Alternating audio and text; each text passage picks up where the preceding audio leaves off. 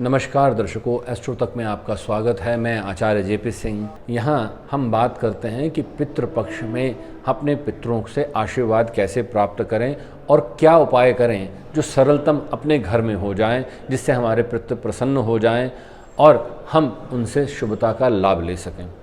देखिए, हर व्यक्ति अपने जीवन में कोई ना कोई मनोकामना रखता है और अपने बड़ों से ही उस मनोकामना की पूर्ति के लिए प्रार्थना करता है। हम देवताओं से प्रार्थना तो करते ही हैं, अपने बड़े बुजुर्गों से भी करते हैं।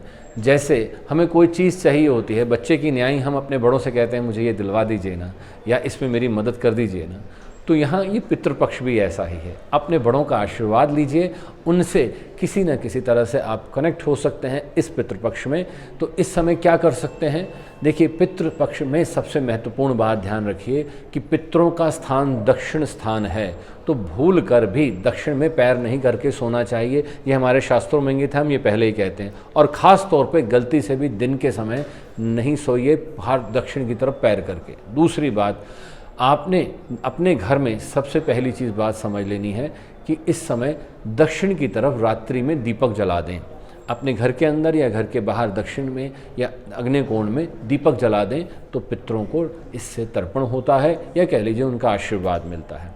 और सरलतम उपाय अगर आपको दे दूं कि आप क्या कर सकते हैं, जो ओवरसीज़ कंट्रीज़ में रहते हैं, बाहर बैठे हैं देश विदेश में, और वो पितृपक्ष का लाभ नहीं ले पाते। कारण क्या है? वो मुझसे कई बार, मेरे भी कई प्रिय हैं, वो कहते हैं आचार्य जी यहाँ पर मंदिर नहीं है, यहाँ पर पूजन यापन के लिए व्यवस्था नहीं है, हम कैसे करें? श्राद्ध के लिए सामान नहीं मिलता है।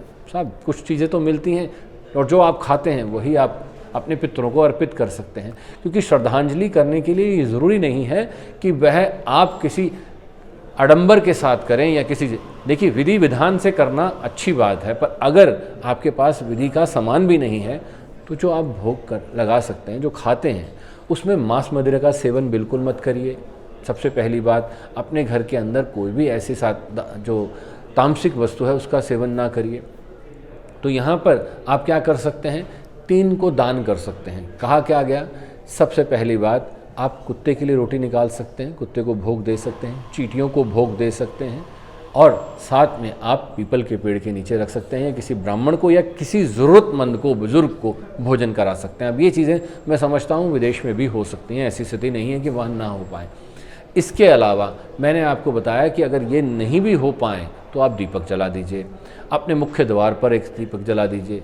ये सारी चीज़ें आप कर कर अपने पितरों का आशीर्वाद ले सकते हैं।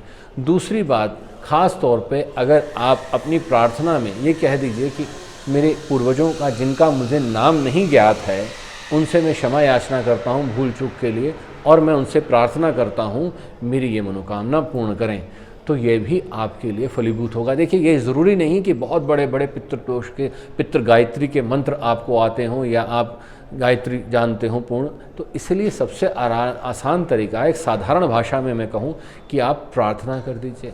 अन्यथा आप पितृ गायत्री का पाठ कर सकते हैं, पितृ दोष के लिए पितृ गायत्री के मंत्रों का जाप कर सकते हैं, और आपको कुछ नहीं आता तो गायत्री मंत्र का जाप कर सकते हैं।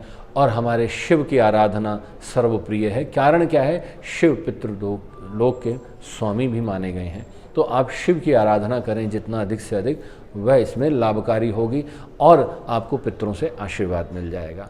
पर अगर आपके मन में श्रद्धा है, विश्वास है, तभी ये हो पाएगा। अन्यथा आप ये बोझ समझ के अगर कर रहे हैं, देखिए मैंने आपसे कहा पहले भी, ये बात मैंने आपसे कही कि श्रद्धांजलि, श्रद्धापूर्ण अर्पित करे जाने को ही श्राद्ध पक्ष कहा गया है। हम धन्यवाद भी कर रहे हैं और उनके लिए प्रार्थना भी कर रहे हैं, दोनों चीज़ें।